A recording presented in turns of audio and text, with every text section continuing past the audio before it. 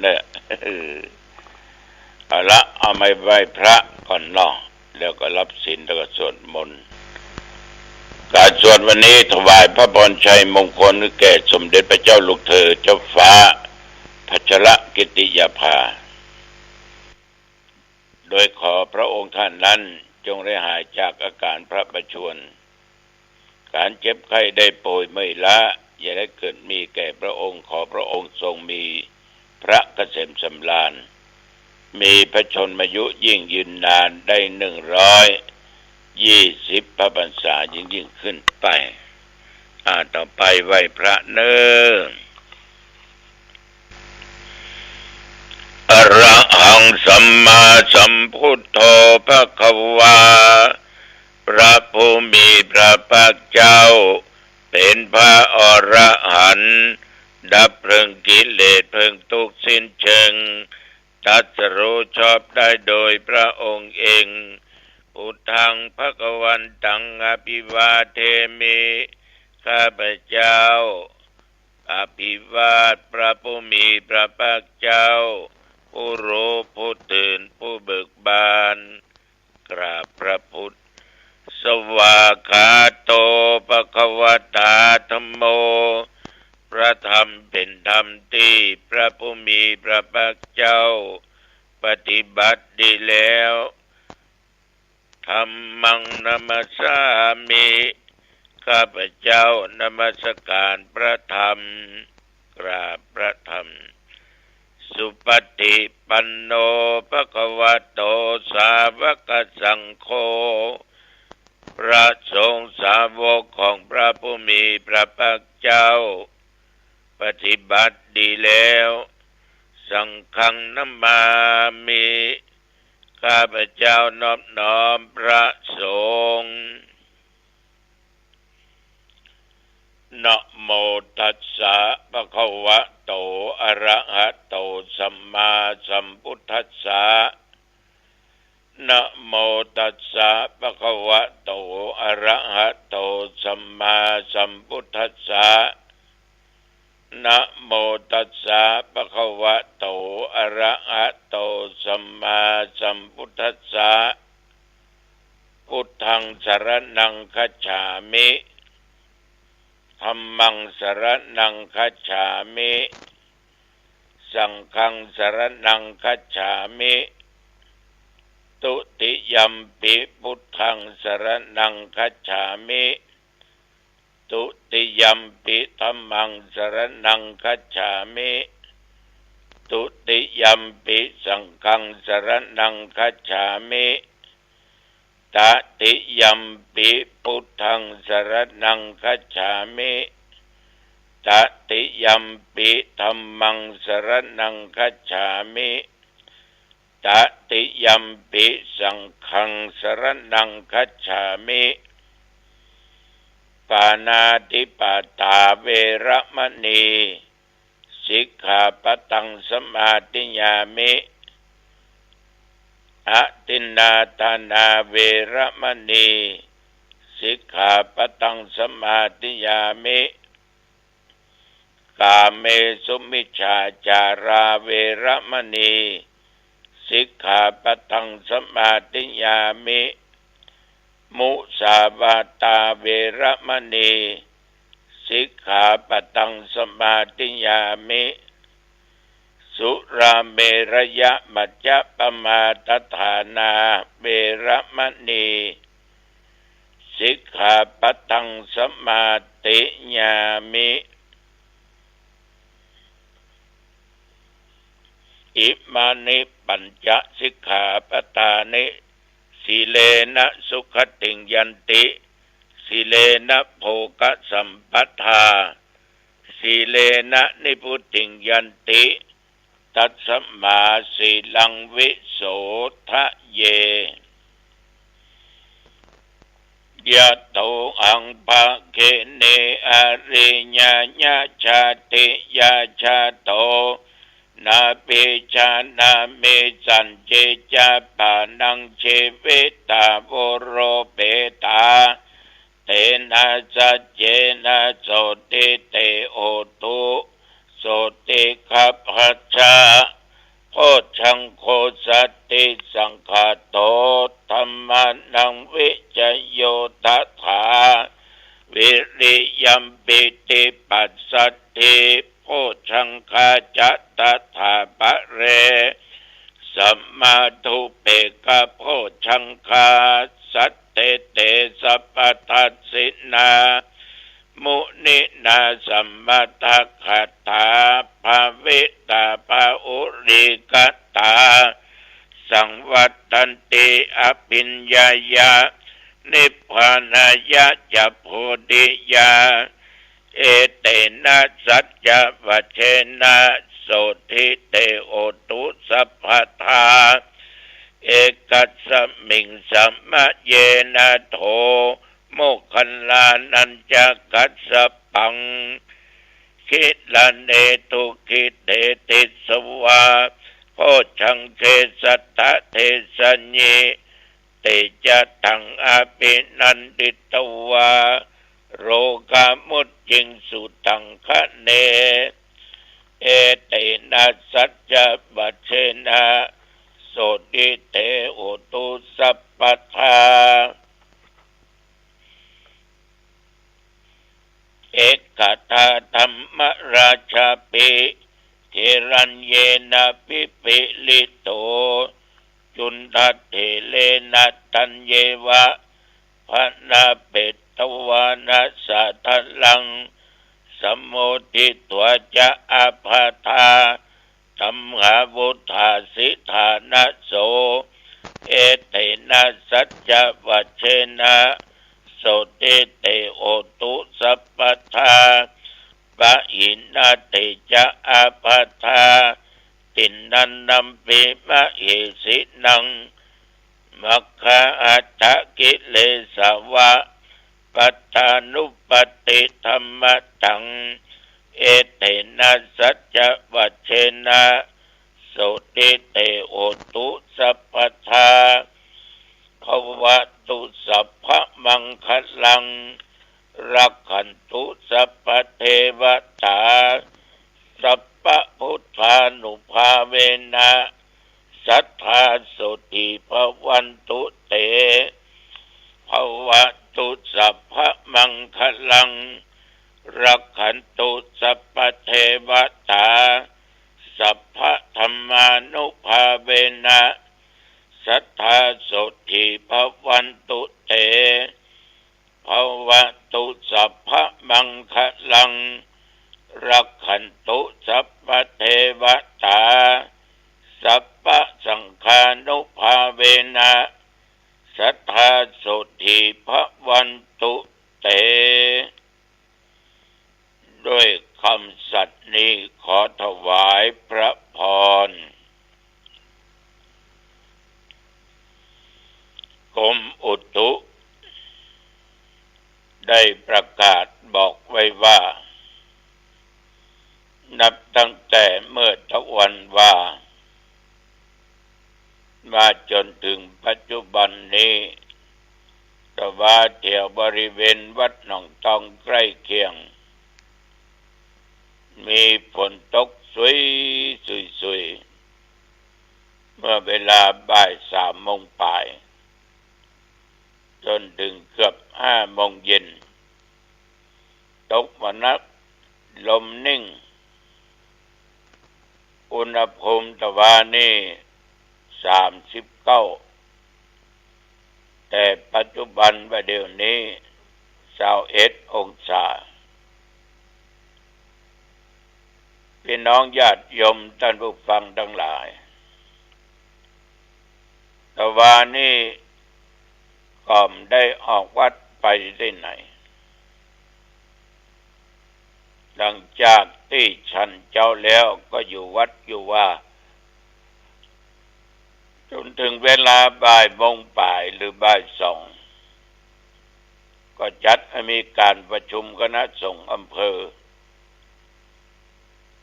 ต้องขอขอบใจต่อเจ้าคณะพระสังฆาธิการทั้งหลายที่ได้เสียสละโอกาสเวลาเข้าร่วมประชุมหัวข้อประชุมต่างๆนั้น เกี่ยวกับงานเผยแพร่ออกธรรมทูตกลางพรรษา2เรื่องการส่งบัญชีรายรับรายจ่ายของวัด3เรื่องการสำรวจพระภิกษุสามเณรข้างศพ4ก็เรื่องเกี่ยวกับการเจริญพุทธมนต์เจริญจิตภาวนาถวายพระพรชัยมงคลแก่พระบาทสมเด็จพระเจ้าอยู่หัววันที่28นี้ตกลงออกกันที่วัดอินทราภิบูลย์หนองไคร้และอีกหัวข้อหนึ่งนั้นเกี่ยวกับการสอบนักธรรมต่อจากนั้นก็อู้ถึงเรื่องการแจกใบประกาศนักธรรมตรีโทเอกและธรรมศึกษาตรีโทเอกวันที่28เดือนกรกฎาคมได้อู้ถึงเรื่องปอยหลวงของโรงพยาบาลมหาราชที่จะมีขึ้นวันที่12เดือนกรกฎาคมในที่ประชุมของคณะสงฆ์ทุกวัดหันชอบว่าเมื่อร่วมกันแต่ละวัดแต่ละตำบลและอำเภอจัดเป็นต้นโคตานเมื่อไปเหมือนกันทุกวัดยักจูงเชิญชวนพี่น้องชาวบ้านไปร่วมทำบุญใครมีศรัทธาญาติโยมที่จะให้ของได้ก็เอาของไว้ตัวจ้างฝนเลยไปตัวคือส่งก็ว่างานปล่อยหลวงต่อจากนั้นก็ได้อู้ถึงเรื่องพุทธมณฑลที่เพื่อโดยล่อกลางภาษานี้ก็ขอทุกวัดทุกวาช่วยกันปักต้นสถานมหอมเป็นแต่ละหมู่วัดแต่ละวัดแต่ละตำบลจนถึงอำเภอได้เท่าใดเอาก็จะรวบรวมกันนำไปถวายเพื่อสมทบในการสร้างพุทธมณฑลที่อำเภอโดยหล่อซึ่งเป็นของคณะสงฆ์ถึงจังหวัดเชียงใหม่นี้และพี่น้องประชาชนทุกหมู่เหล่าต่อจากนั้นก็ได้อู้ได้จาเกี่ยวกับเรื่องงานที่ขอสมณศักดิ์ตั้งสมณศักดิ์ในปีใหม่นี้ขอกันไปแต่งตั้งใหม่2เลื่อน2ญาติโยมแล้วก็ที่สำคัญโรงเรียนหางดงสังฆราชอุปถัมภ์ชื่อว่าสังฆราชอุปถัมภ์นั้นไม่ใช่พระสมเด็จพระสังฆราชสังฆะคือคณะสงฆ์และเป็นน้องประชาชนช่วยกันอุปถากอุปถัมภ์เป็นนี้นับถึงละอ่อนยันประถมมัธยมต้นมัธยมปลายมี200 กว่าตนมันก็มีปัญหาอยู่ว่าละอ่อนชั้นประถมนั้นยังไม่ได้งบประมาณเรื่องอาหารการกินเพราะเอาบอกว่าเรียนฟรีกินฟรีบวชฟรี100 กว่าตนนั้นถึงอีก100 กว่าตนของพระเนนที่เรียนม.ต้นม.ปลายเพิ่งก็มีงบประมาณเรื่องการกินนี่อยู่แต่ว่าใหม่ๆเนี่ยบะหมี่ฉะนั้นต้องจ่ายวันละ 5,000 บาทเป็นค่าอาหารมื้อเพลเลี้ยงพระเนนท่านทั้งหลายเหล่านี้จึงค่อยขอเชิญชวนบอกบุญญาติโยมใครมีศรัทธาเจตนาจะเป็นเจ้าภาพเลี้ยงอาหารมื้อเพลแก่พระสงฆ์องค์เนรจำนวน200 ปายจะทำบุญวันเกิดก็ดีทานพระหาบรรพบุรุษก็ดีก็เจริญพรแจ้งความประสงค์ได้ที่ธรรมาภาพหมายเลข081950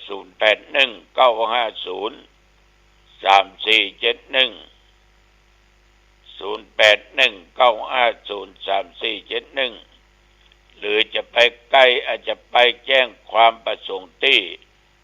วัดกำแพงงามแม้กับอำเภอหางดงนะวัดกำแพงงามโรงเรียนหางดงสังฆราชอุปถัมภ์ไปแจ้งกันได้รายจ่ายค่าอาหารเดือนหนึ่งตกประมาณ100,000 กว่าบาทญาติโยมแต่ว่าบ่มีเงินอุดหนุนตัวนี้คือตัวปัญหาเราได้ถกเถียงกันในที่สุดจะทอดพระป่าสามัคคีวันที่20 เดือนกันยายนพุทธศักราช 2567 ประจัดหาทุนเป็นค่าพัฒอาหารกลางวันแก่พระสงฆ์องค์เน้นและต่อมาก็ได้ประกาศเรื่องของโรงพยาบาลหางดงที่ซื้อเครื่องมือการแพทย์ไว้ห้อง ICU เพื่อเป็นการช่วยชีวิตคนนั้นก็ได้คณะสงฆ์ฟังเพราะคณะสงฆ์ก็ได้ให้ได้หอมด้วยกันบ้างแต่ละวัดละมันไปถึงไหนหรือว่าไปถึงไหนก็ได้คณะสงฆ์ฟังนอกนั้นก็มีเรื่องต่างๆที่ทางคณะสงฆ์ได้เสนอมาแต่ว่านี่เลิกประชุม4 โมงปลายเพราะประชุมกัน2 โมงกว่าเมื่อเลิกประชุมพร้อมเพียงกันเลิกนะอย่างทุกสิ่งทุกอย่างในญาติโยมมันต้องมีความพร้อมเพียงกันใช่ว่าเข้ามาก็มาบ่เข้ามาก็มาถือเป็นเรื่องไม่สำคัญนี่นะฉะนั้นญาติโยมชาวบ้านทั้งหลายเวลาปู่แค่นก็ดีผู้ใหญ่บ้านก็ดีตุหลวงก็ดีเพิ่นมีหยังประกาศเสียงตามสายที่ของลองเปล่าร่วมกันประชุมบ่ได้ช่วยกันพิจารณาเราก็ต้องไปถ้าหมู่บ้านมีประชากร100ไป30-40มันก็ยังบ่ถึงครึ่งมติต่างๆก็มักจะเรียกว่าผสมบุญผสมบุญโมฆะไปแต่วันนี้คณะสงฆ์ก็ร่วมประชุมถึงอย่างก็เกือบเต็ม87 วัด87 ตนพร้อมกับเลขานุการญาติโยมเมื่อประชุมพร้อมกันประชุมมาเลือกประชุมพร้อมกันเลิกอันนั้นคือกฎของพระธรรมวินัยนี่ก็จึงขอเจริญพรญาติโยมทุกท่านทุกคนได้รับรู้รับทราบต่อมาก็ได้มีสำนักพุทธได้มาแจ้งเรื่องวัดเรื่องวาเรื่องทุกเจ้าก็เป็นปัญหาเล็กน้อยก็มีคนไปแจ้งความไว้ปัญหาเกี่ยวกับการบูชาเทียนว่าได้การบูชาเทียนการจิวัตถุปีใหม่ก็ยี่เบ่งก็หาว่ารบกวนมันเหมือนเสียงระฆังดังเนาะรบกวนพอใจก็แจ้งสำนักพุทธก็เอาหนังสือมาหาก็จะได้เรียกพระในวัดนั้นมาปรับความเข้าใจกันบางสิ่งบางอย่างในญาติโยมต้องดูก่อนว่าอันใดควรและไม่ควรทุกเจ้าก็อย่างเดียวกันอันใดควรและไม่ควรคือทุกคนจะต้องอ่อนเข้าหากันอย่าไปแข็ง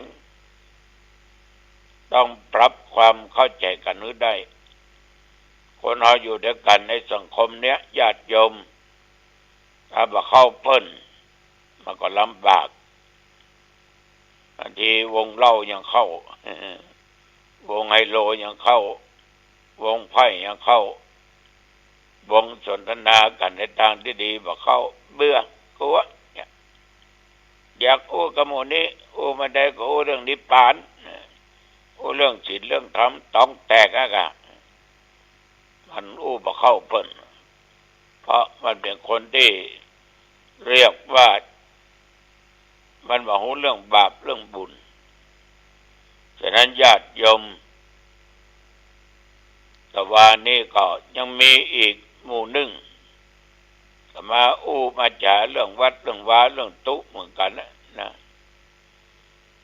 อันนี้ก็รับปากว่าฐานะเจ้าคณะผู้ปกครองก็จะห้องมาอู้มาจ่าดูแล้วโทษทั้งหลายมันจะโทษหนักนะมันเป็นเรื่องของสังคมอย่างผู้จาเตียนศรัทธาก็เข้าหาดูเมื่อศรัทธาก็เข้าหาดูเจ้าเมื่อศรัทธาไปหาก็เมตตาดูเมื่อไปจาเตียนไปมาดึงปอกันทั้งสองฝ่าย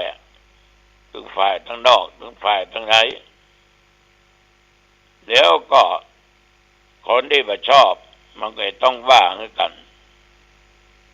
สมาว่ามันได้ไปว่าให้กันมนุษย์เกิดมามันต้องอย่างเงี้ยนะมันต้องอย่างเงี้ยประการสำคัญมันก็ร่ำรวยเหมือนกันทุกคนทุกผู้ทุกคนพยายามทุกข์ยากอับจนเวียนลนเสาะหาที่พึ่งที่อิงคนไหนมีดีก็เข้าหามีเตียนก็เข้าหารถน้ำมนต์ก็เข้าหาทำนั้นทำนี้ก็เข้าหา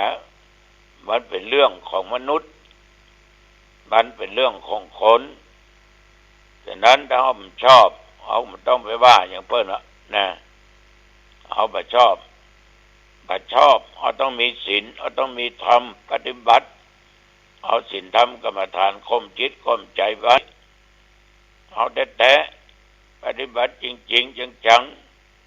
ๆบางคนก็อวดอ้างอวดตัวว่าตัวนี้เคร่งตัวนี้เก่งมีศีลมีธรรมกล้าไปติเตียนเพิ่นนี่นะกล้าไปด่าเพิ่นนี่นะที่ปฏิบัติมาหลุดไปจนนักอนุบอกนี่ญาติโยมต้องระวังกายระวังวาจาระวังด้านจิตใจอยู่กับคน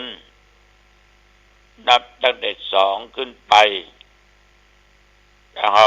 เป็นคนบ่รู้จักตัวเก่าเนี่ยมันอาจจะทำผิดก็ได้ทำถูกก็ได้มันต้องรู้จักตัวเองญาติโยมแต่ขอฝากอย่างหนึ่งอย่าไปให้คนอื่นเหมือนตัวเองหมดว่าได้บางคนนี่เอามาเปรียบเทียบอย่างอันอย่างอี้ฉะนั้นเอายังอยู่ในโลกวัฏสงสารในสังคมนี้บางอย่างก็ต้องอลุ่มอล่วยกันไปชอบไม่ชอบเป็นสิทธิของเรานะคนเพิ่นชอบก็ต้องว่าเพิ่นไปทำอย่างใดก็จ้างไผขอเฮาจะไปทำถ้าหันว่าบ่ดีเฮาจะไปทำอันนี้ตุเจ้าก็ขอฝากไว้กับญาติกับโยมเน้อนำไปพิจารณาเอาละวันนี้อุจจาไปมาก็เป็นเวลาพอสมควรเนาะอายุวันโนสุขังพลังพบกันใหม่โอกาสหน้าเจริญพร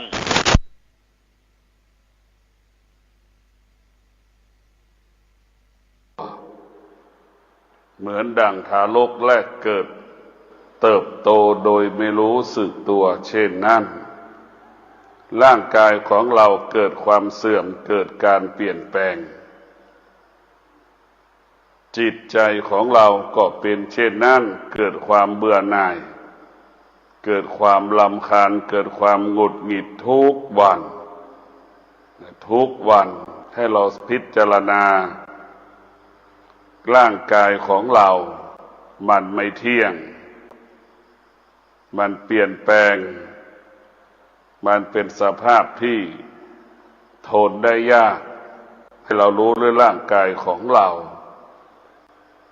จิตใจของเราก็ต้องพิจารณาเป็นสิ่งที่คงสภาพเดิมไม่ได้สุขเกิดทุกข์เกิด1 วันกี่10 ครั้งพอใจไม่พอใจเกิดขึ้นกี่ครั้งสิ่งที่เราจะต้องพิจารณาก็คือกายกับจิตทั้ง2 อย่างนี้เราจะต้องให้กายกับจิตรวมกันเป็นหนึ่งให้กายกับจิตรวมกันเป็นหนึ่งเพื่อให้กายกับจิตนั้นมั่นคงทุกวันนี้กายกับจิตมันขัดแย้งกัน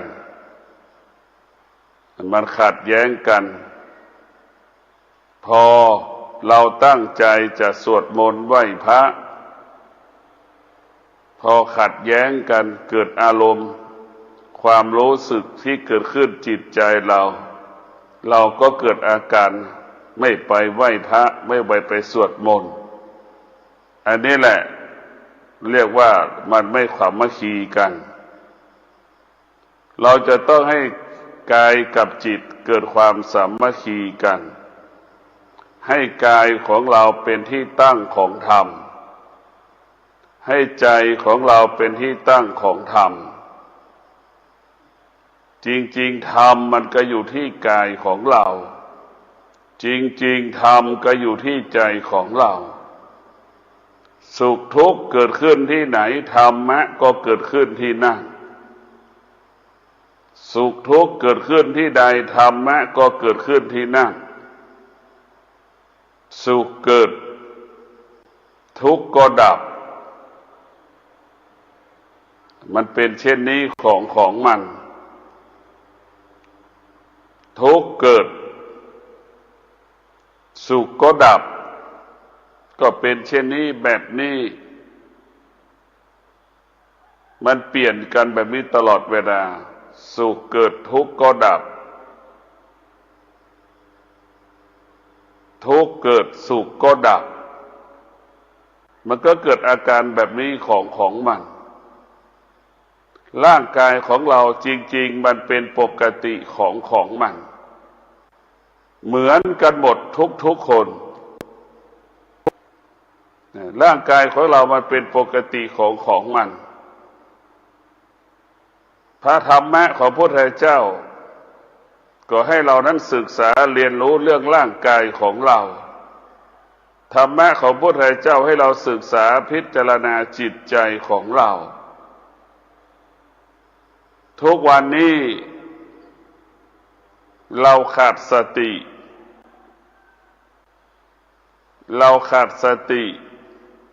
หรือไม่มีเวลาพิจารณากายหรือเราขาดสติหรือเราไม่มีเวลาที่จะพิจารณา